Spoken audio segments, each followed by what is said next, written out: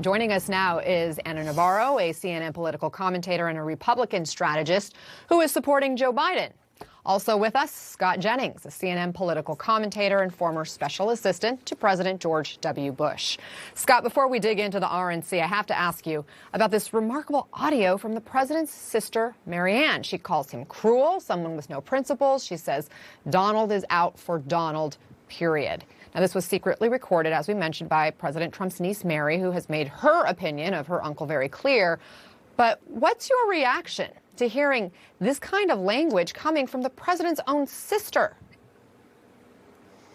Well, look, I think the president's going to be elected or not based on his own record and how he contrasts himself with Biden. This sordid family, I got to be honest, what kind of a empty, hateful person surreptitiously records one relative because they're mad about an inheritance and then later releases the audio tape to hurt another relative, which apparently she hates, President Trump. I mean, to get inside the mind of someone who would do that, I find this whole thing I don't want to get in the middle of a family, whatever, but I just find that behavior to be reprehensible, candidly.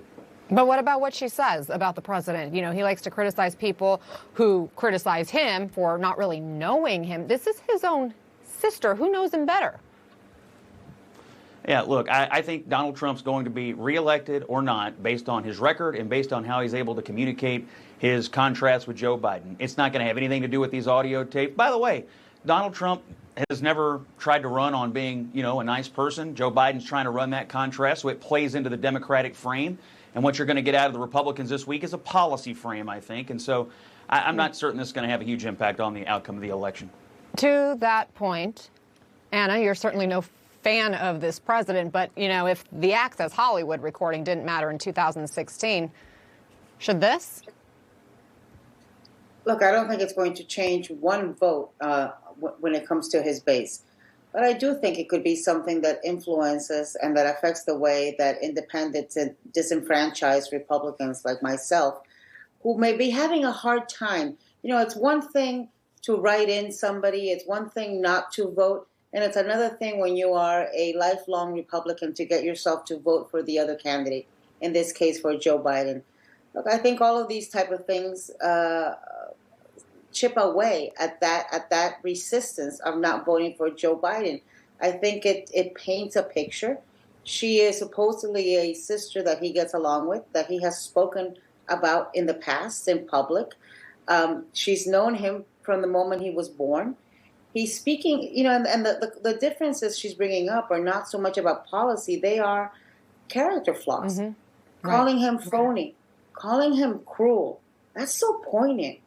To call your brother cruel, calling him somebody who doesn't read, talking about his base the way she does. I mean, the things are very, very powerful that she says, and you can't pretend that it's not his sister. You can't pretend that it's not her voice.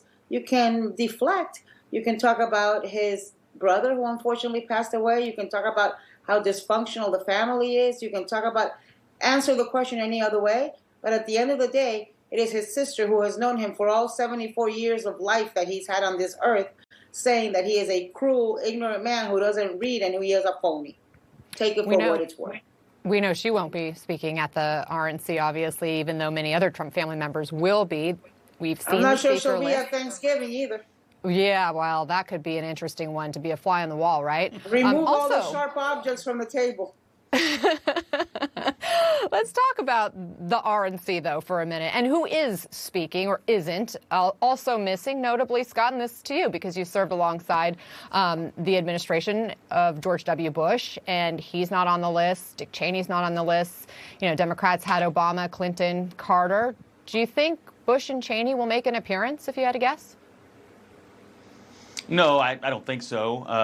But I don't know that those kinds of political endorsements matter these days. I think the RNC is going to choose to use some politicians, but also choose to highlight some real people. Frankly, I thought the DNC did a good job with this as well. Although, as you mentioned, they had their political luminaries. They chose to highlight some, everyday people that Joe Biden had touched. I think the Republicans will do the same, and I think it's smart to do that, to have a people-centered politics and a people-centered convention. And I think those people that they use are going to, frankly, highlight what they will argue are some of the president's better accomplishments in office. And so what I'm hoping they do is turn away from politics, look at the accomplishments, the impact on real people, and have really a note of optimism about what could be accomplished over the next 4 years if Donald Trump is reelected. Anna, the president's campaign communications director teased that there will be some prominent Democrats to appear at the convention in support of Trump. Any guess who that would be? No, I have no idea, but I suspect that it's some counter programming for what we saw in the Democratic convention, where we saw a lot, frankly, a lot. It was even surprising to me of Republicans come out and say, we are voting for and we are endorsing Joe Biden because we just cannot bring ourselves to vote for a Republican who is not qualified. And look, I suspect George W. Bush, Dick Cheney, Mitt Romney, they'd rather be waterboarded than appear at Trump's convention. Ironically enough, the only Republican candidates and the Republican nominee who have spoken at a convention is John McCain. We heard him in his own words, and we heard him through Cindy McCain, his widow, basically, talking in favor of Joe Biden. So you're going to hear more Republican candidates and nominees in the Democratic convention than you will in the Republican convention. Look, I think that's what the Democratic convention was about, making it a very big tent where everybody from Democratic progressives to Republicans to moderates to independents could be included. They realize that the more, the better. And they also have great, energizing speakers in their former presidents, right? People like Barack Obama and Michelle Obama, who are energizing for a Democratic base.